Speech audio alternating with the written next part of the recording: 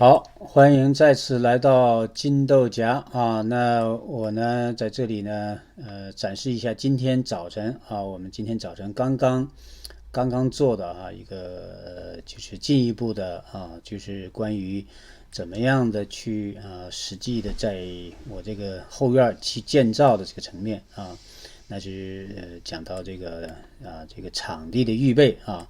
那现在是我展示的这个叫做金豆荚4啊，它叫金豆荚4T 啊，4套，所以它的这个代号叫 P4T 啊。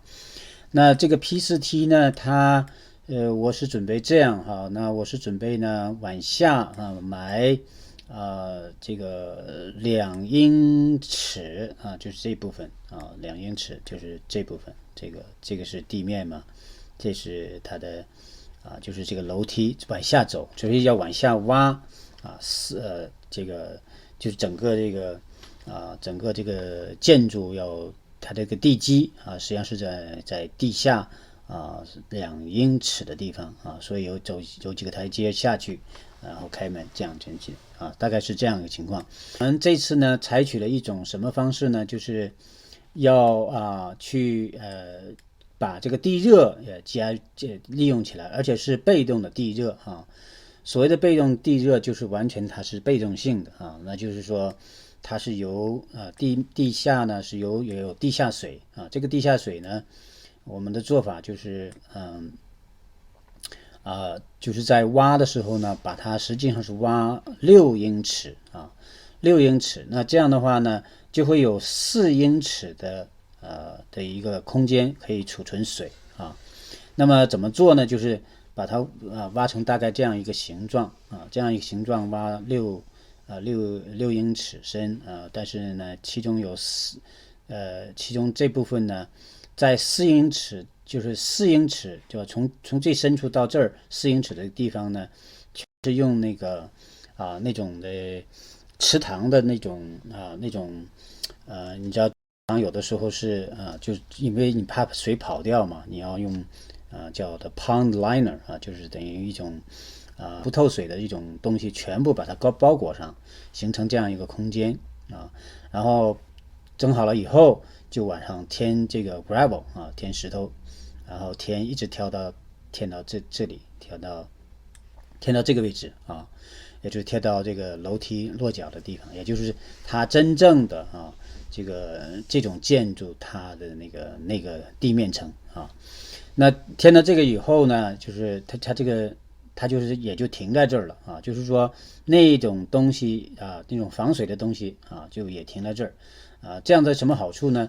就是如果你这里下很多雨，对不对？下很多雨它就全满了嘛，满了它就会溢出来，溢出来就向周边的土壤就渗走了，对吧？也就是说它水位，这就实际上是人工创造一个这个地下的水池，这个东西你是可以控制水位的控制水位的，就是说你让它那种溢出的部分是低于你里边的那个地面就行了，对吧？所以它地面就是干燥的，对吧？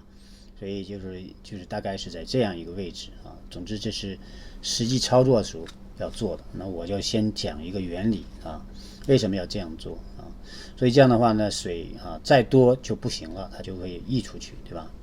所以这样的话呢，我呢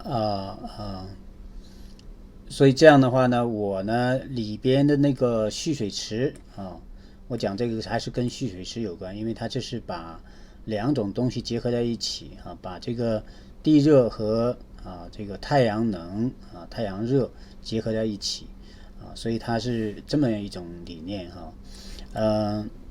那这样的话里边会有2个池子一个是叫做装干净水的就是你总要预备一些备用水那么还有一个呢，就是装那个蓄液槽的蓄液槽就装肥皂液的所以肥皂液和那个什么在我们的设计里头它是就是并肩的让我呢在做这个的时候呢，会把它埋在里头让它底部甚至让它可以去越深越好了那甚至可以对吧，就是要接近于这个下边的这种水床水床的这个位置让它就是有一种自然的一种热交换也就是说这个肥皂液叫蓄热槽和你下边的这个人为创造的这种地下水地下水池那么让它这两种水呢，透过这个你那个肥皂液的那个容器的底部让它稍微有点没到水里头，这样的话呢，就形成自然的一种热交换然后呢，甚至还可以通过控制水位因为会有一个这个一个水泵，对不对就是可以有一个水泵来去来控制它的水位的因为这个水是全是充满的嘛当然是被石头充满在石头中间，对吧但是还是可以有办法去通过一个水泵，只要一个水泵没在水里的这个水泵就可以控制这个水位让它可以高也可以低或者你不控制它也行，但控制会更好更有效的这都是取决于你想要做什么你通过这种也可以控制它的湿度因为它主要的部分是在整个这个温室这种这个金豆荚的里边的所以它这是一种又可以来这个承接这个雨水，又可以通过这种方式来控制里边的湿度那这是一种非常好的设计而且这些水是地下水它不是表面的水，所以不用担心什么别的问题它是完全是这是人为创造的地下水这是我所看到的最简单的地热怎么样利用地热的方法所以这样我们可以看见如果这里有水，而且又是在地下地下大概是最底部是6个英尺上边是可以达到这么4个英尺的这样一个位置总之这里这个部位全是水那么这样就可以有大量的水体作为一个 heat sink 就是所谓的热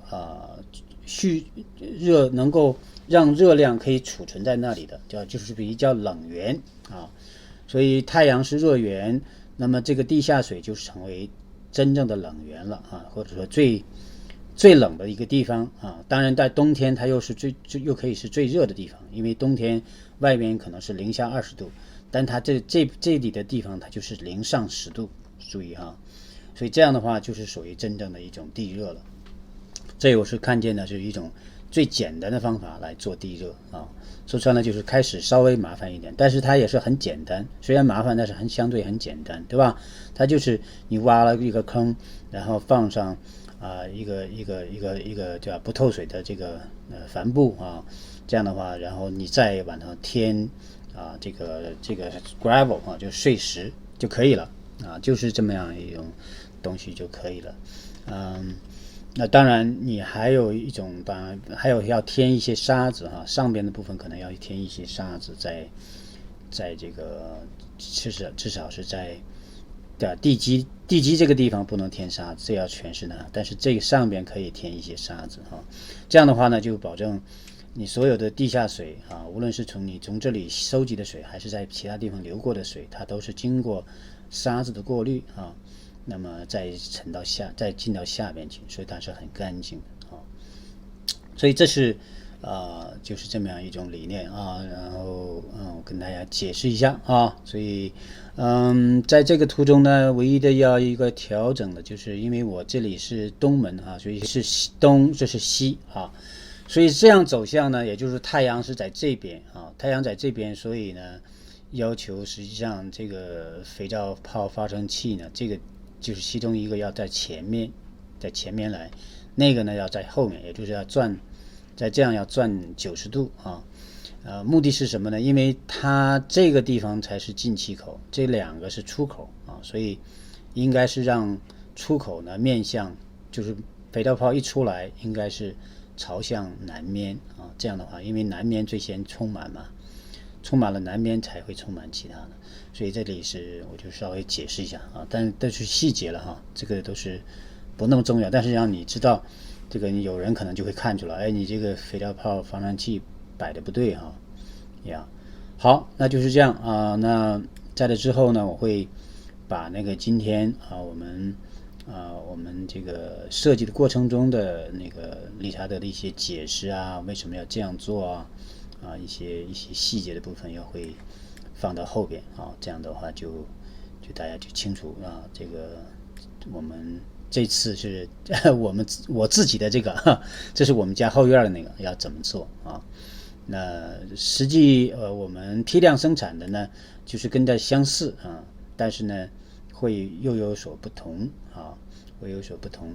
那个是到时候我们再谈啊。我们先用我这个作为一个测试啊，对整个的这样的一种新设计进行一个测试啊，然后看看在实际大量生产的时候应该做哪些调整啊，大概是这样一个情况。好，那我们这次就到这里，我们下次再见。And different kind of industrial fabrics as well. Like for bags, and you'll see them used in making bags, all kinds of materials. Yeah, so that's the cover. It's very you can sew it, and it's very simple. Tim, you look very cool, huh? Good.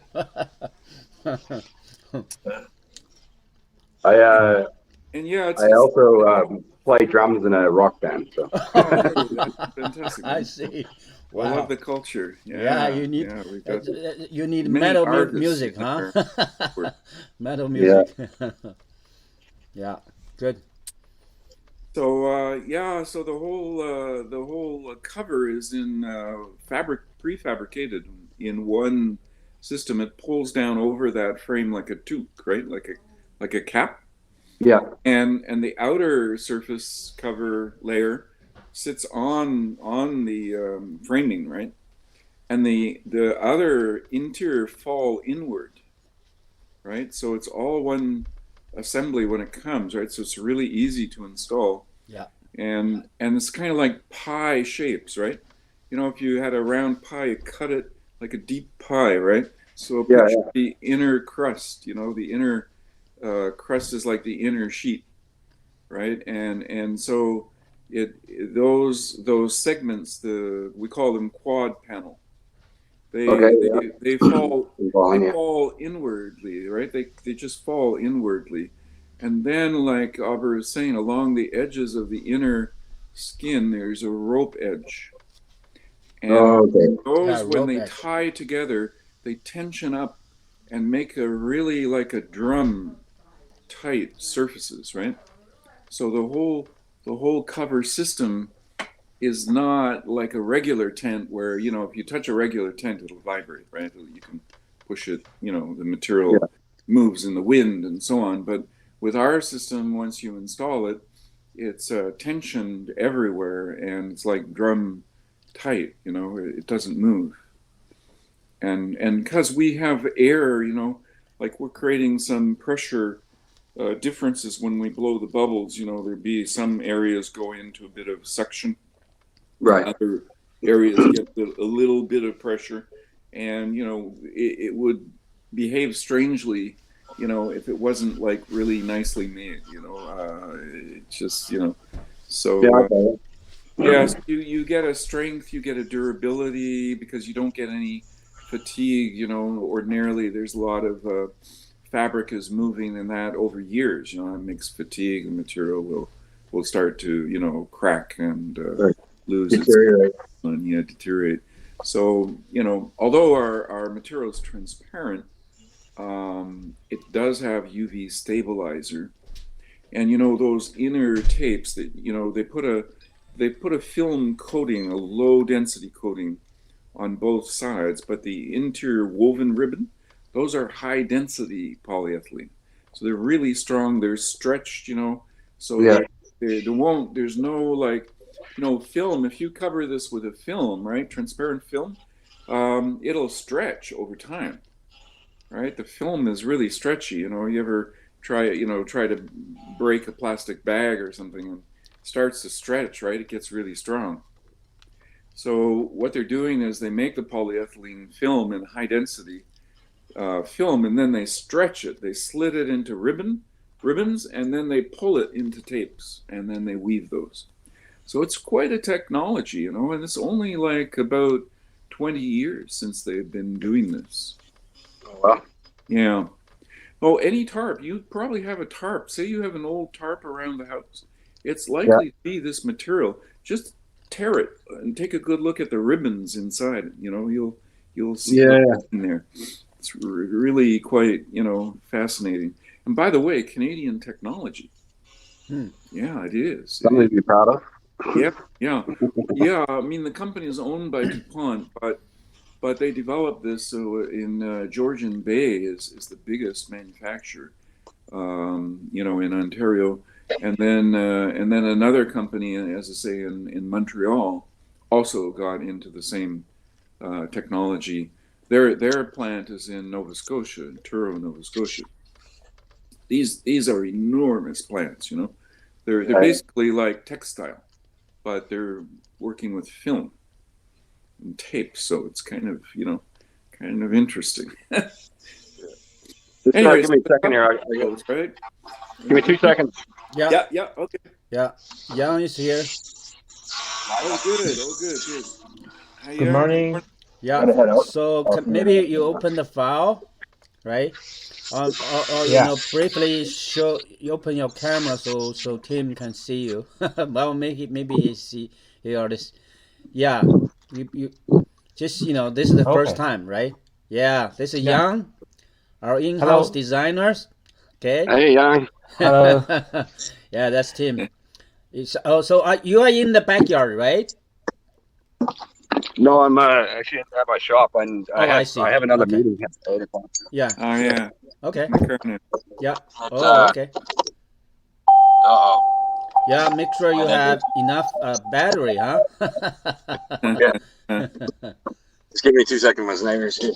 Sure. Yeah. Looks like a nice day. Yeah, very nice. Yeah. What's the temperature here? Let's see. Oh, 1 degree. Oh gosh. About zero. We got one of the coldest days of the winter right now. It's like minus 20. Minus something. 20? Wow. Yeah, wind chill. It's almost minus 30 here today. Wow. Right. Weird, eh? An overnight. See, that's what I call polarity, right? Yeah, the hot, warm place warmer, right? Cold place colder. Extremes, Yeah, extremes. But anyway, they say spring is going to come early, so we're looking for it to warm up rather quickly. Okay. Yeah, good. Yeah, I'm looking forward to that too. Yeah. Okay, this is the file. Yeah.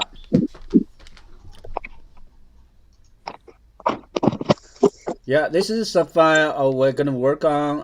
The only difference, the door will be rectangular. Okay, rectangular, and maybe copy a different file because this is for my design. But it's roughly this. Yeah, because the wall vertical wall system I'm gonna build myself. I just want you to build the structure, the columns, right? Yeah, the metal parts, and then with that I can build the wall and then the door, right? Yep. I can do that. I'm a carpenter.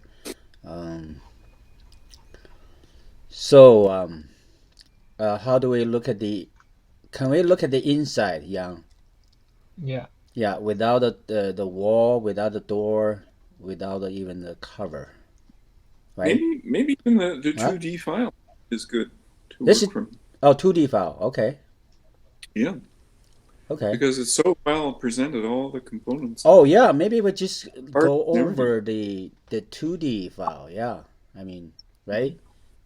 Okay, Yeah, and that's and there are important. 3D image there too that we can refer to, so it's Yeah. it's clear. I love it. Yeah. I think what I'll do is use countersunk cap screws, so Okay. it doesn't. That just would be ideal, Tim. That was one thing I wanted to ask you about is the hardware. Just kind of like a bolt head, a countersunk. Yeah, that would be perfect. Yeah, I think it just so it doesn't protrude, right? So you can't. Yeah. Your fabric doesn't. Yeah, that's Yes. ideal. This is what I was actually wanted to talk about this morning. Just little kind of details here, and that was one of them for sure. One thing, Tim, is like we could make one of these bow trusses just to get a look at it, right? It's 2 pieces of flat bar, and the way that they're fabricated because of the length, it's like creating a bow, right? It's actually called a bow truss. Yeah, it creates tension. Your tension. Yeah. The straight one, right, is like the string of the bow. Yeah. And the curving one is flexing. It's not bent, right? It's just flexing. Yeah, that's right. It's a flat bar, and because of the difference in the length and the precision of the holes, when you assemble it, it'll take the perfect shape, right? The arch shape, the arc of a curve of the arc, section of the arc, right, that we want. Oh. And see, there's a little post in there, which is the arrow, which causes, the tension. So it's a combination of that, the string, the stringer, flat bar length, and the other one is overlong, and when you position it, right, it has to flex in. And then you also position that little post in there. That's like the arrow, in a way.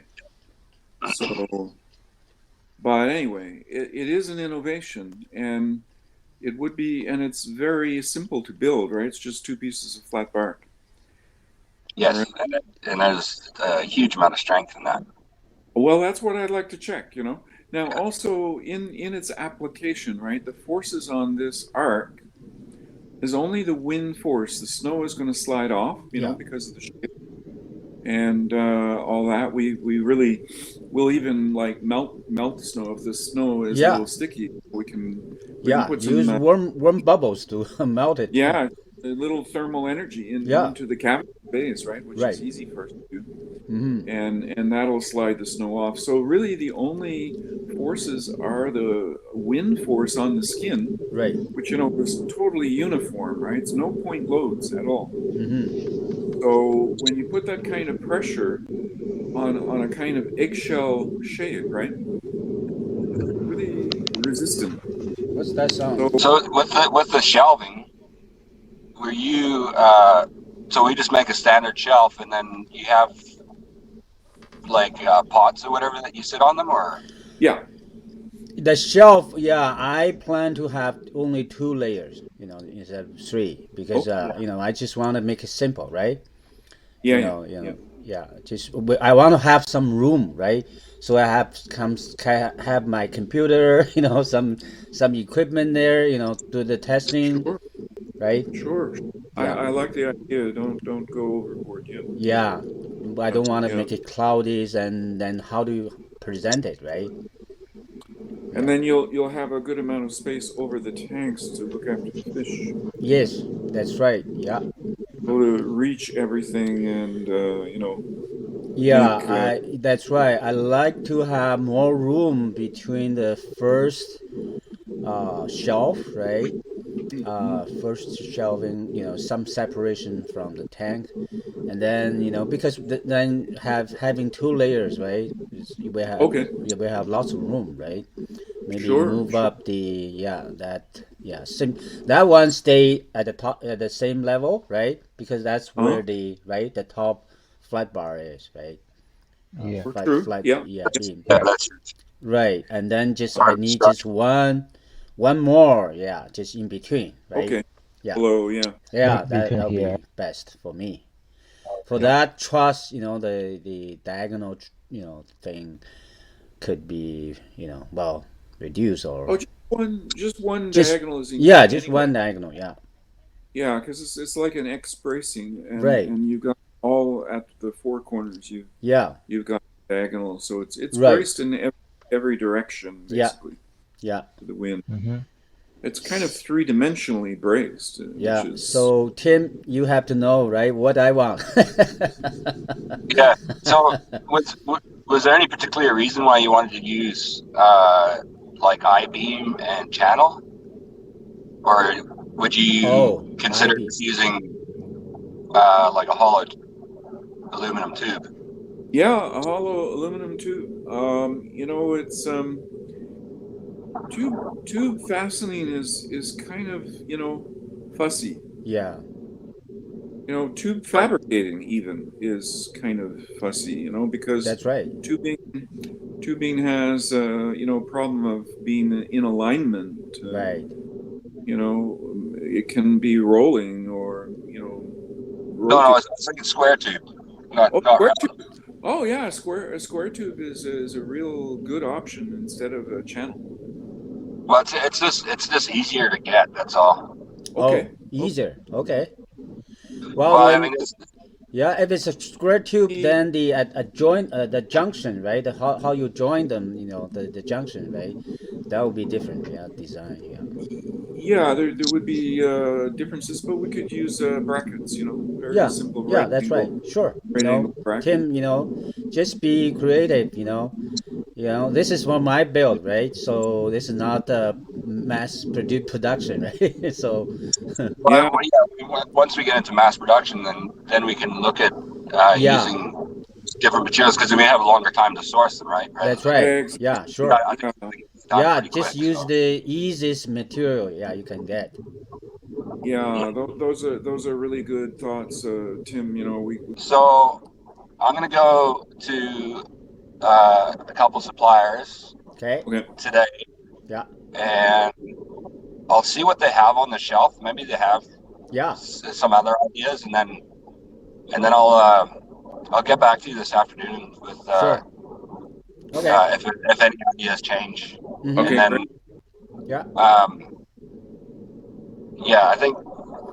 I think I've got all the information I need. Okay, so you know what are you doing, right? Good. Yeah. Well, any questions, Tim? Any time on WhatsApp you have just a question, just So right there, we're at it, going at it all the time. Yeah. It's a good group. I appreciate that setting it up. Yeah. Well, okay. we're really happy, and amazing that your wife is so interested, and building two is better than building one. Yeah, that's what we want. We want this to go viral. Get everyone able to grow their own food really good. Yeah, really easy all year round. Yeah, we are really interested for our place. Like, well, she wants to get into obviously growing her own food, and and she loves her chickens. Oh, you could have chicken. Could be the chicken house. You could have some fish and some chicken, whatever you want inside there. Yeah. Oh yeah. But we get on average about 6 eggs a day. Oh, from 4 chickens. Yeah. Okay. Wow. Well, your chickens will be very happy in this coop. Yeah. Very happy. Especially summertime. In summertime, very cool. Wintertime, warm. Okay, guys. Well, I'll sure. If I have any questions, I'll give you some messages. Okay. Send you messages. Yeah. Nice meeting you today. Yeah. Oh, don't forget to ask your wife to call me. Okay. Yes. Yeah, I need help on the website. She's pretty busy. She's dealing with a couple things. I see. Obviously, her dad passed That's away. okay. That's okay. No hurry. Yeah. But she'll get back. She'll get back to you this week. Yeah, I work on. I can work on most of the things. Just the style, right? I want better style. Yeah. So, okay. Well, she'll be in touch. Yeah. See you later. Okay. See you. Bye. See you. Okay. Okay. Well, Tim just said he was going to use a countersunk Yeah.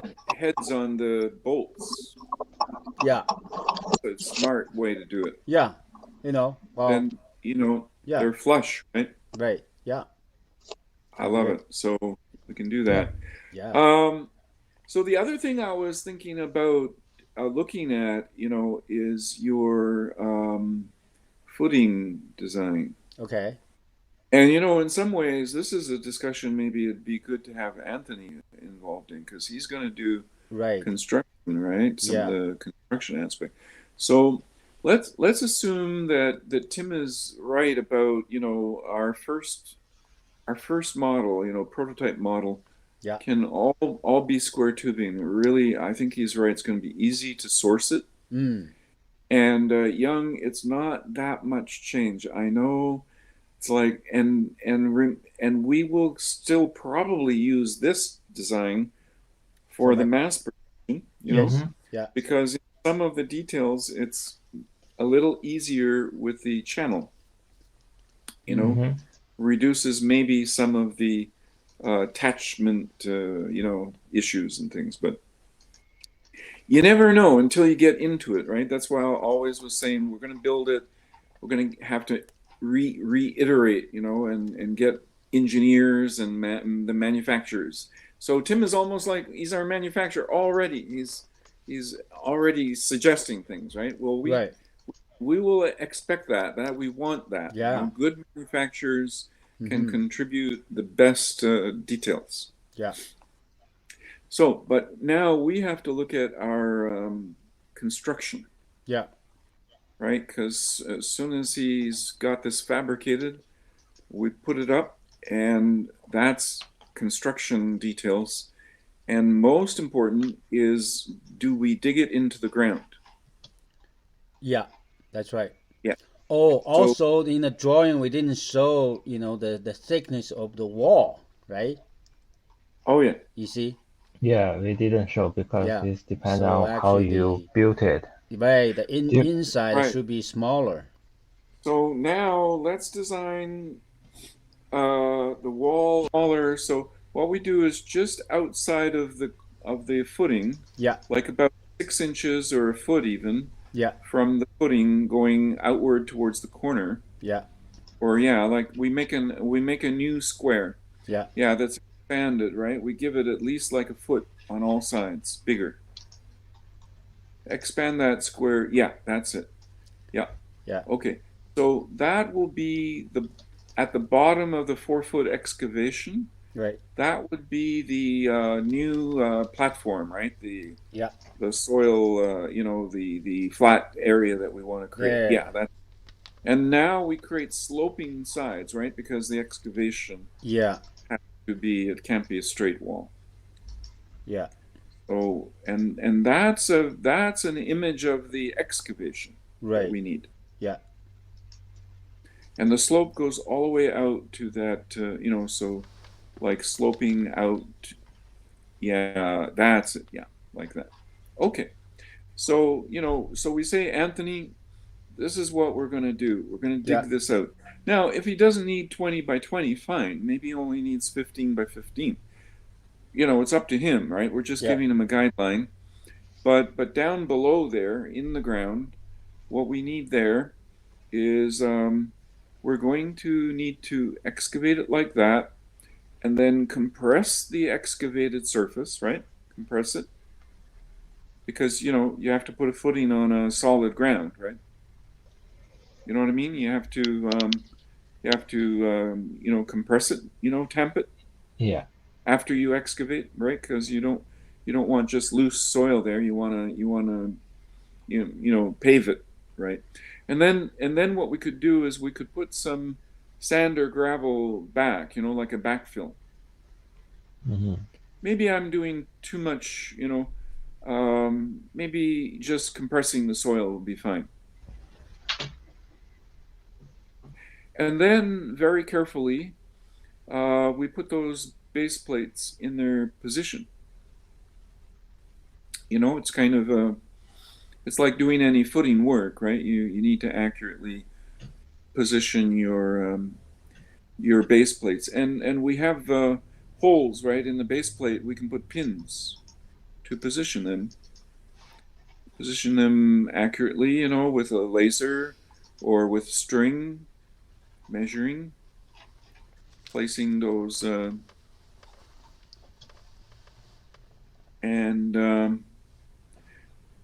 so I have to make like a note about the excavation and the compressing, because you know when you compress, then we want to look at the most important thing is not only the location, right, but the elevation. That is now flat, right? It has to be that those are on the same plane, you know, because if they're off, right, of different height, that's the problem.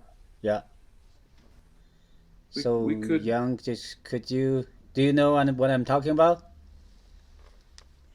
So you want to this like overhang? Yeah, still have the overhang, but use the concrete, whatever, right? They do, right? To you know, just somehow just the same thing, but we still build a thick wall, you know, like at the board. Yeah, don't change what you had, actually, Young. What you had is fine. Yeah. So here's what we do. Yeah. The flat bar at the arches, you know, the flat bar. What we're going to do is extend it on a straight line, like we do above in a way, right? When we get to the pyramid, we go straight, you know. So we just continue to push it downward in the tangent on the same angle, so it's very nicely. Yeah, that's it. Straight line and because push it's it down. not much mass production, so yeah, push it downward like a foot. Yeah. Maybe about a foot of extension. Yeah. On that same tangent, you know, so it's like a straight line. Yeah. And it's just extending. Keep going, yeah. 1 foot? Keep going, yeah, 1 foot. And do that on each one. Yeah. And then that could create the cavity, yeah. And that gives you your overhang to the eye. Right. The visible eye, Yeah. right? Do you see what I'm saying? Yeah. Gives you the same impression. Yeah. That's what I want, yeah. Yeah. So what we do now is we extend the fabric outer skin. Yeah. Like an umbrella, right? And Yeah. it comes all the way down to that new extension. That's and it's just the outer sheet, right? Right. It's the inner sheet, of course, is still stopping as we've designed it before. So before we had a little bit of extension, now we've got a lot of extension. That's right. Outer sheet. Yeah. We can simply use the XPS board to do this, you know. Right? Yeah, but the sheet material is what you will see, and that's all really it's needed. It's beautiful. Yeah. And we can make it opaque. Yeah. You know, the fabric can change to an opaque, like white or whatever color. Yeah. And you'll see to the eye, you'll have that mushroom shape. Yeah. Yeah. That's what I like, yeah. Because then I can, you know, if I need to collect the rainwater, you know, I can build, you know, that system around it. Well, the rainwater, I would prefer to let the rainwater fall on the ground. Okay. And collect it at the ground. Oh, yeah. Huh. Oh, that's a nice idea. Collect at the ground. Yes. Yes. Yeah. We're going to get into that. That's why I made the hole bigger around. Right? It's 20. Yeah, that's neat. That's because, neat. And we're going to put a pond liner in the whole thing. You know, I could somehow feed that rainwater inside into the sand filter, you know, and that's perfect, you know, better than you know, like the. So we don't come back to the inside here. No, we don't. It's just that outer sheet. That's it. It's just extended all the way around. Yeah. It's like an umbrella, you know. It's like, you know, the bottom of an umbrella. It's just the fabric material. It's just an extension. Oh, okay. Yeah. The wall we don't change. Use the same wall we had before, the thick wall. Oh, this is Oh, this is different idea then. That's it. But to the eye, you're going to see this overhang still. Right. But you can't see through. This extension is going to be opaque. Right.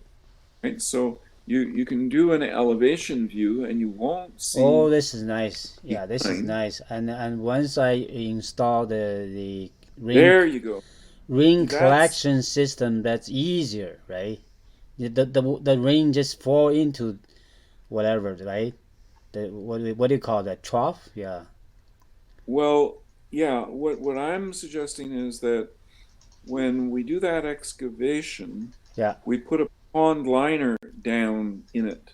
Right.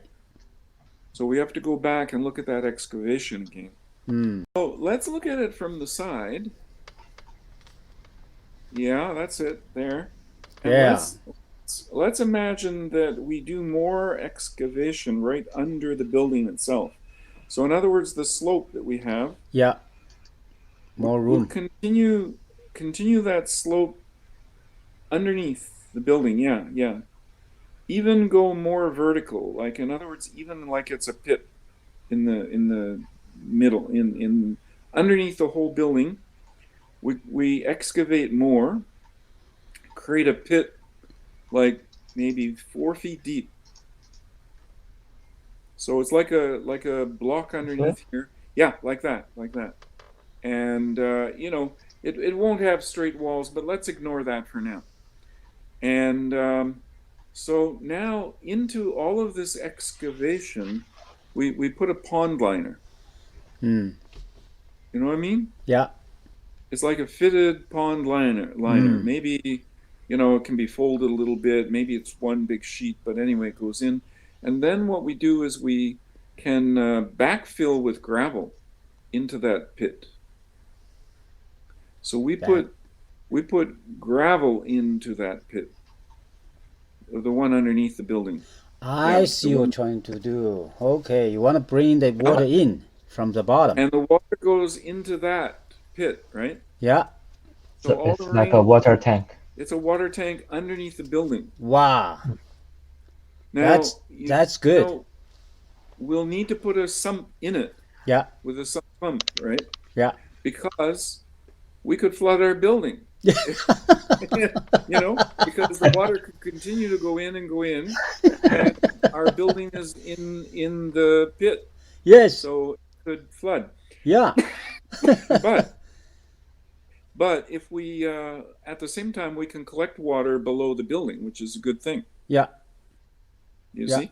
And all the rainwater and everything will continue to go there. Yeah. And if it gets to be overflowing, right? That is to say, too high. Yeah. Then we can use our sump pump and just pump it out. Yeah. And we regulate that. So that's a possibility, of how this could be done. Because we can create this reservoir underneath the building, and it's very useful. Yeah, very useful. Yeah. Value. Yeah. And increase the geothermal effect, right? Yeah, it's geothermal. Yes, it is. Yeah.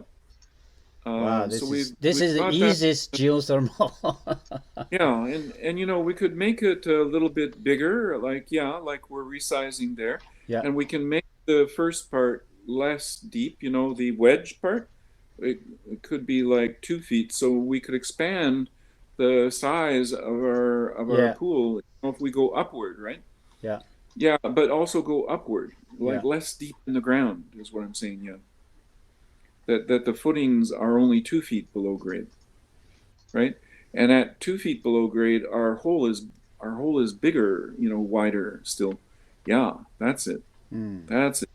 So you see, without but bring the grade up, the bottom of the building, move it higher. The footing of the building goes up in the hole. Yeah. We're digging less deep to the yes, that's it.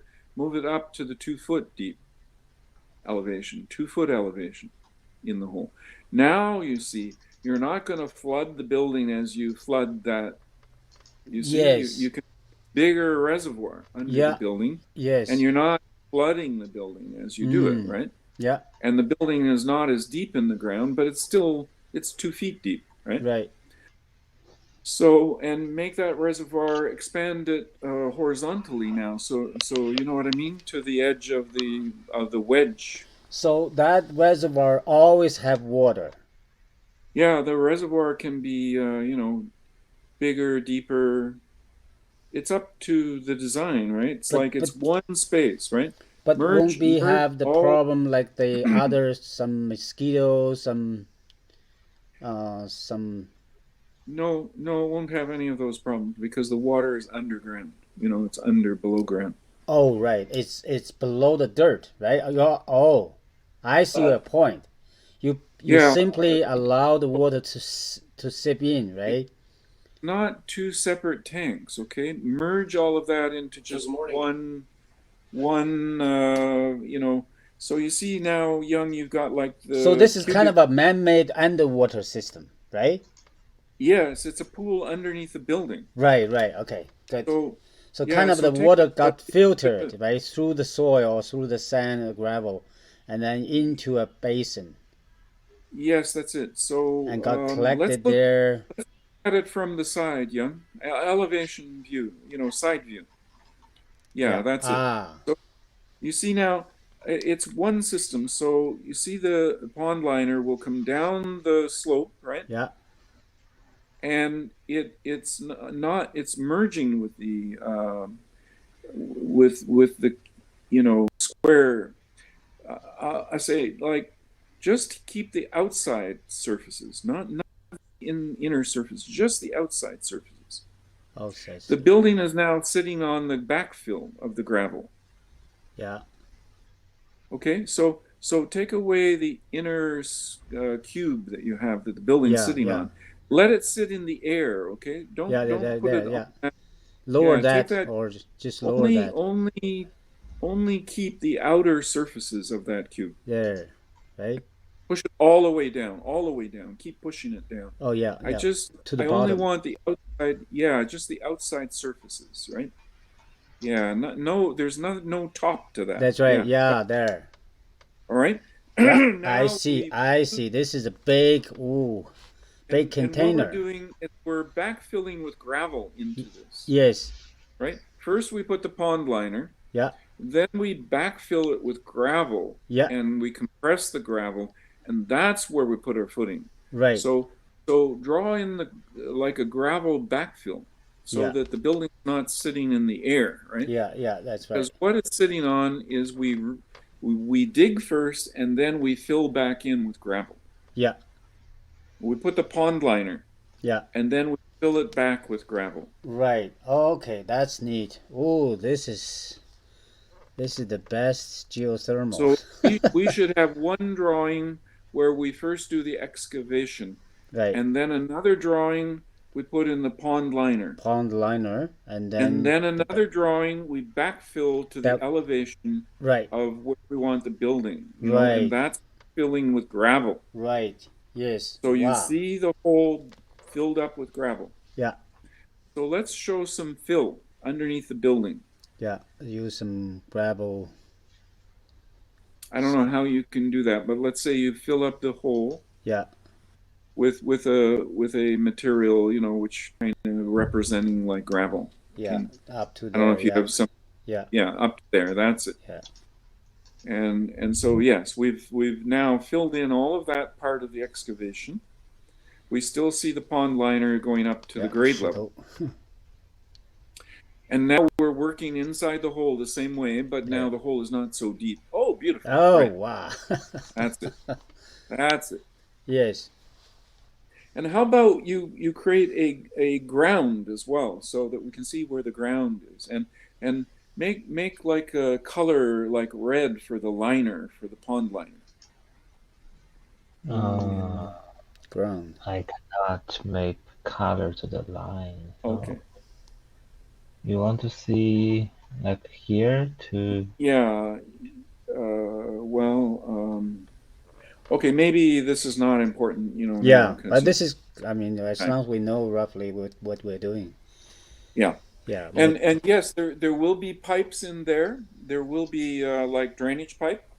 Drainage there pipe. will be yeah, there will be a sump, a sump pump area. Yeah, right. Because we work with this water, right? This Right. water is We need the water. passively there. Yes. Yeah. This is part of our water thermal mass. Yeah. Let's go around. Yeah, it would. Yeah, there would be like a circuit of piping in the ground, and it'll connect to a sump area, which is like a drum that we set into the gravel, right? A drum that's set in the gravel so that we can put a sump down there. Mm. And of course that drum will fill up with water, right? Yeah. Because it's really flooded. The drum will be flooded, but not our building. Yeah. And whenever the water comes up that might flood into the building, well, there's two things we can do. We can put another water barrier so that our building there's another way, or somehow the liner, see that the edge of the liner will be lower than the ground, the inside ground, then then there will be overflow, right?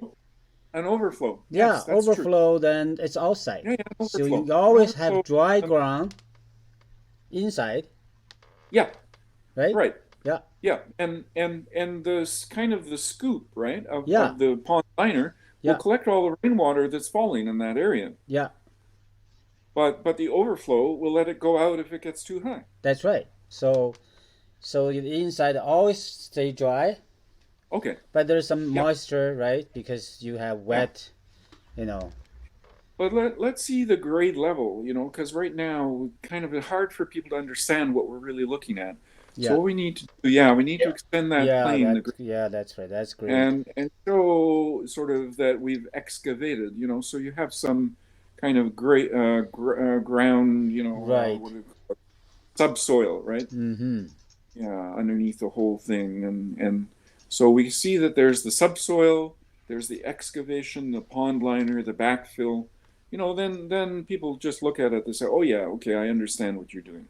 Right. You're digging a hole, you're putting a pond liner, you're backfilling it with the gravel, and then you're putting your building on top of the backfill.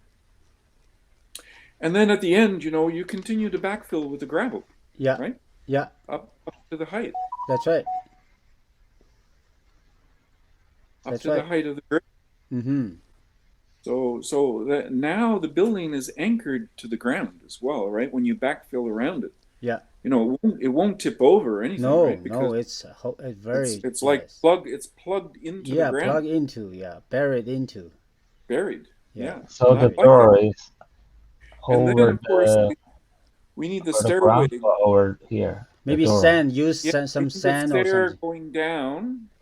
We need a stairway going down to the ground. Oh right, yeah. We need that too. The door entrance. To the door. Yeah. Yeah.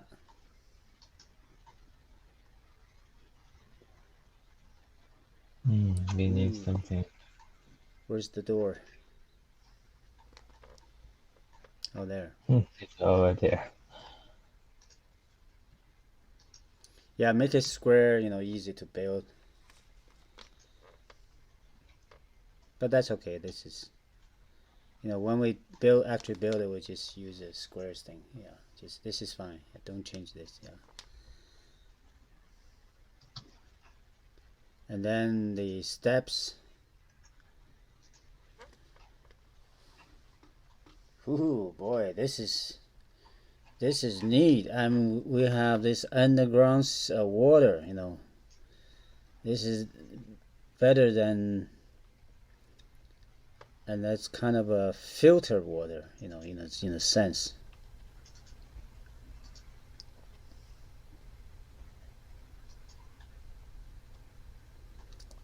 So I could even use some sand, right? Gravel and sand. Mm-hmm. At the bottom, gravel, then some sand at the upper layer, because then the water gets some kind of filter, right? The leaves, whatever. Well, that's steps, yeah. Oh, it's nice.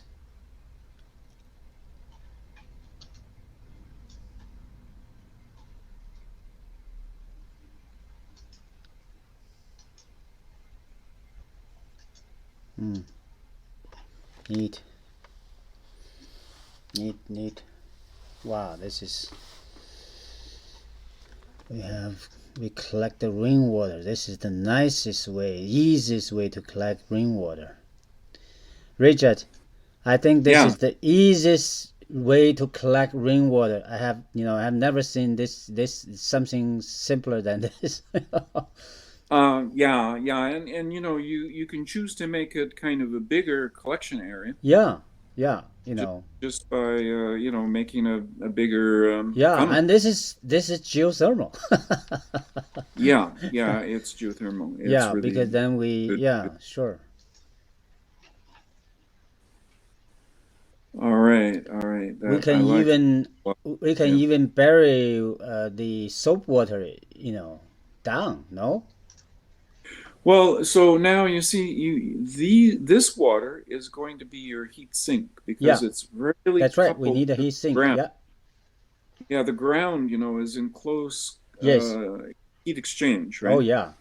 And especially when you circulate and you're deep enough that you're in a kind of ground. Like the ground is more wet, as you go deeper. Wet. Yeah. Oh, but then the tanks inside the building, which we still have tanks inside the building. Yeah. They can accumulate energy. Yes. Yeah. Thermal slowly. energy. Yeah. Yeah. So the plug underneath this water is basically a heat sink. Mm-hmm. But the tanks inside, they can be warmer. Yeah. What if I bury? Yeah, to the extent that you bury, because you can bury any kind of tanks in there. Yeah, and you can decouple them. You can kind of have them more or less connecting with the thermal mass below. Yes. Yeah. We're talking about tanks that could be coupled and decoupled. I know that's sort of a strange idea. Even this geothermal could be more strongly coupled or decoupled by having a barrier around, like a layer that's dry. So if you have a dry layer of gravel, it's an insulator.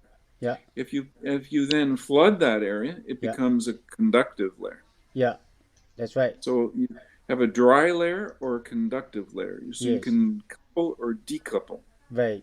Okay. That's more in the ground, so that's more engineering of the geothermal design. Yeah.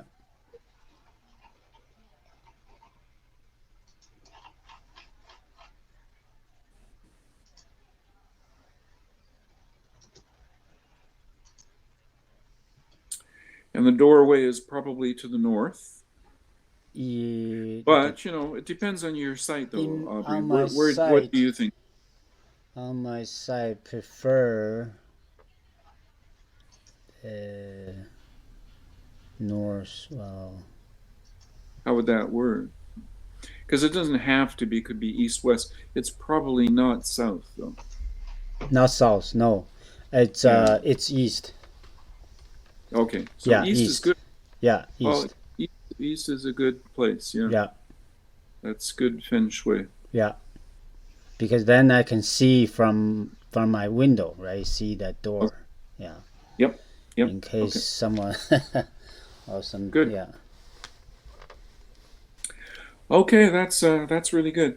And you can remove the plane that's at the very bottom there. So kind of a line. Yeah, just don't even. Yeah, just kind of take the line away, kind of thing. Yeah. Or make it. Or if it's if it's the subsoil, make it a little bit deeper. Then. Yeah, showing that dirt underneath. Yeah, that there's a subsoil underneath the excavation. That just makes sense. Yeah. Right. There we go. Okay. Very good. Yeah. Very good. It actually goes to infinity. Yeah. In many ways. Yeah. That's the ground. Yeah. Oh, yeah. Okay. Well, this is what I thought would be a good thing to get today, is to get through these thoughts about the construction. Yeah. Yeah. Very good. So the liner actually stop at the junction between the vertical and the tapered area, right? No, it's under the whole thing, right? So it's a pond. Yeah, but it's below the inner ground, right? Because we don't want to see water. We want when it's more water will overflow to the soil. Yeah, we'll have that, like you said, a overflow. Yeah, when we do the actual, we will figure out. Yeah. Mm-hmm. But that is a container. It's really like a water container. Yeah. Of that, shape. It's a kind of geoengineering, right? Yeah, that's right. Yeah. Geothermal engineering. Yes. And the backfill is that you create porosity for water. That's right. And that the water moves easily, percolating. Yeah. In that geothermal device, right? Yeah. That's what it really is. It's a battery, right? It's our battery. Water. Yeah. Heat sink and heat battery. Yeah. And a combination, water plus rocks. Yes. Is very effective. Yes. The rocks will hold the energy longer than water is very quick, to respond. That's right. Yeah. Rock have a delayed response. Mm-hmm. They'll tend to hold the heat energy in them. Right. But being that they're in water, it still is really effective to push heat in and out of the rocks. Yes. Yeah. One of the other ways people try to do this is with air, and air works very badly. Yeah, air is badly. Yeah, it's hard to. Yeah. It's no capacity for heat. Yeah. You just don't get the transfer of energy. Yeah. So yeah. Much better with a flooded bed like this. Yes. Wow, this design, this is genius. I mean, this design worth the time today. Yeah. And then we're connecting a hydronic system of thermal energy storage, water storage, right, to our hydronic system of distribution of that energy with the bubbles. Mm-hmm. So it's liquid to liquid, and it's very, very effective. Mm. There's no air exchange. Most systems looking for some kind of way of getting the heat into the air. We never try to do that, right? No. We're not trying to get this thermal energy into the air. Yeah. We just create a building envelope, the roof and wall with the bubbles. That's what we control. Right. We use bubbles bubbles because that you have the intermediate state kind of air and water. It's a mixture. It's not. Yeah.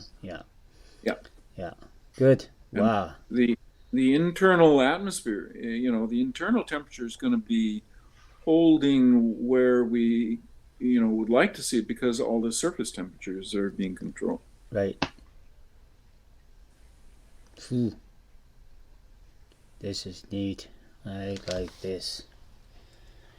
Wow, this although it's very small, it has everything.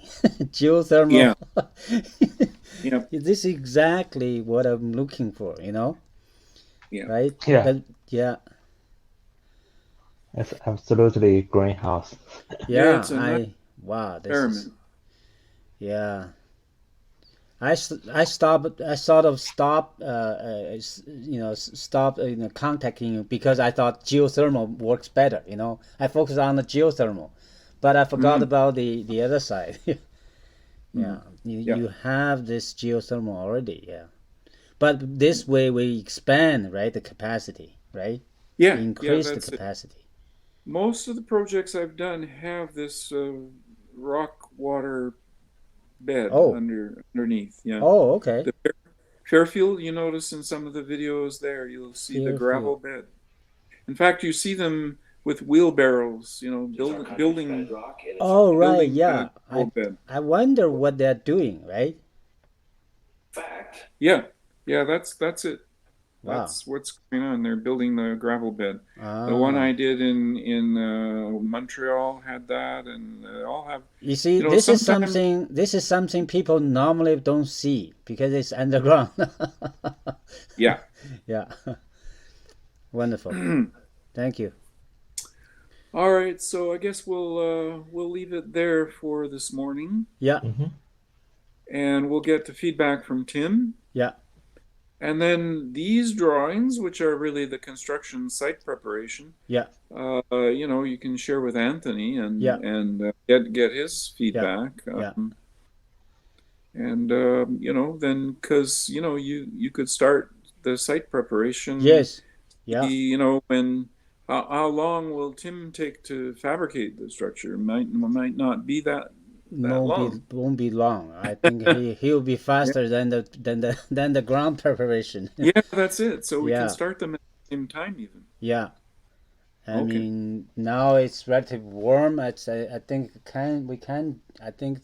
above sea air temperature is 1 degree. That's underground even warmer, 10 degree.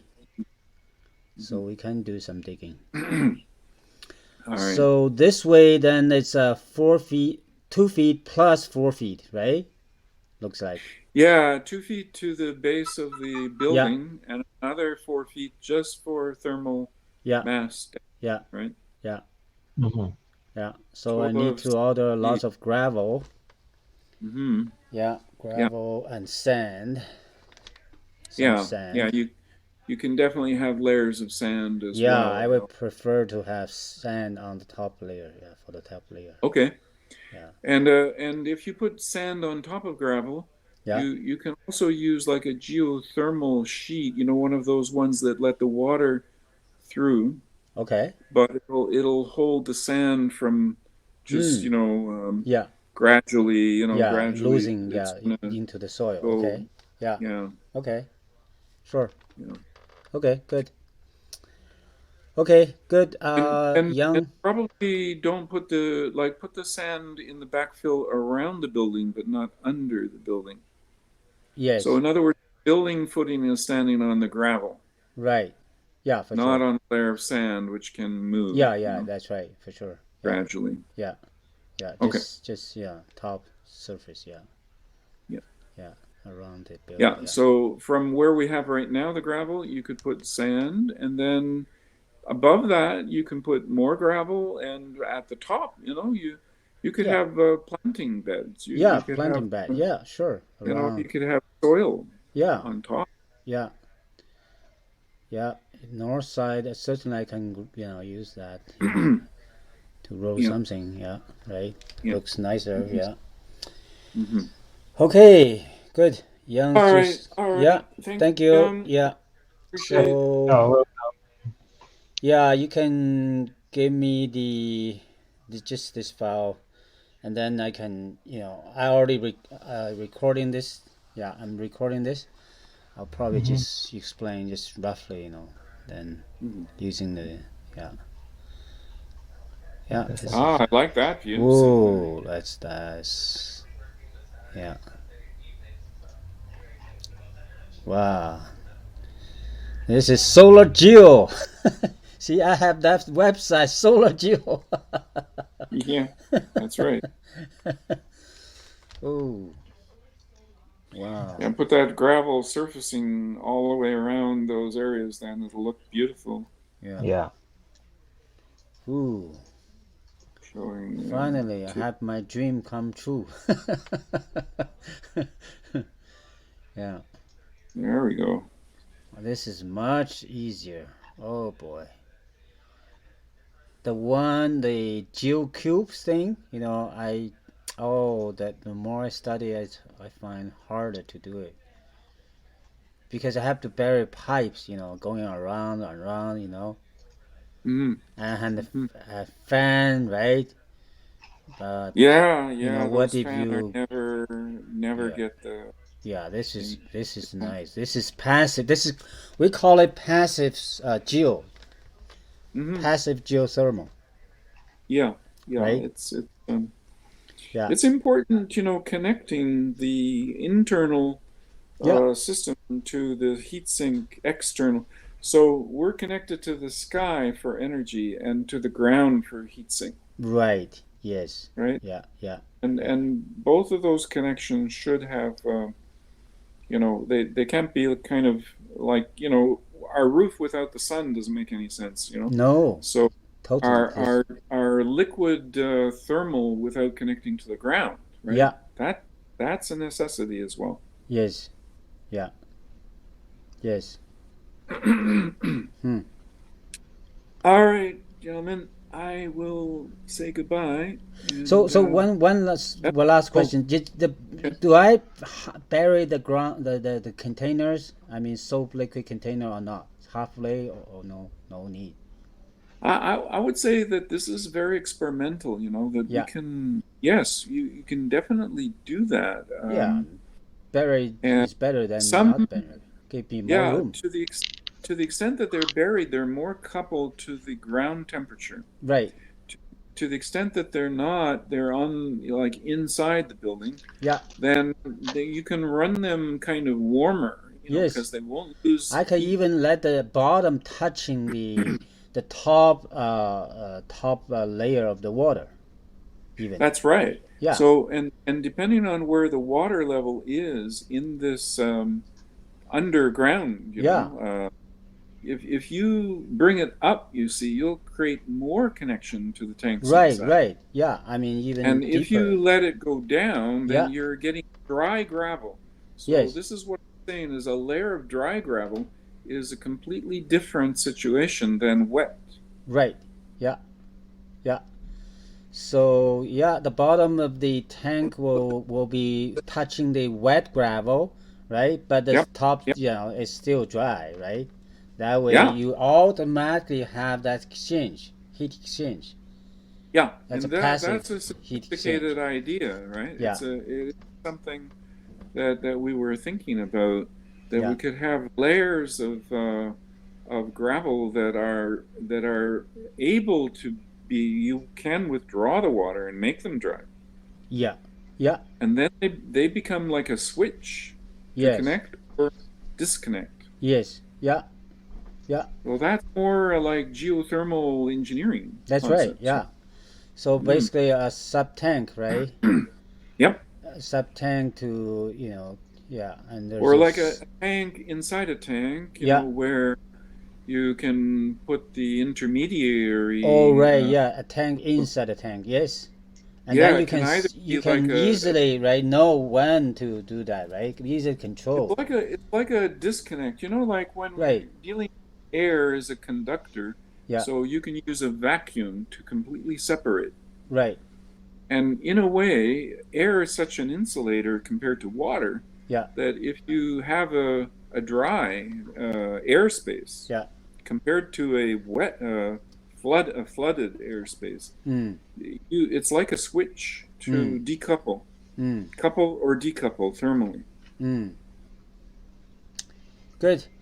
Wow. And then we have like liquid pumping to couple. Right. To couple heat exchange, Mm-hmm. well, a coil of like into our tank, we can have a flow of our cold water. Mm-hmm. And water to water heat exchange, we turn the pump off and on to control that. Yes, that's a nice idea too. Yeah. Wow, that's wonderful. Yeah. Okay. Great. All right. Great, thank you. Yeah. Okay. Yeah. See you later. See you. See you. Bye bye.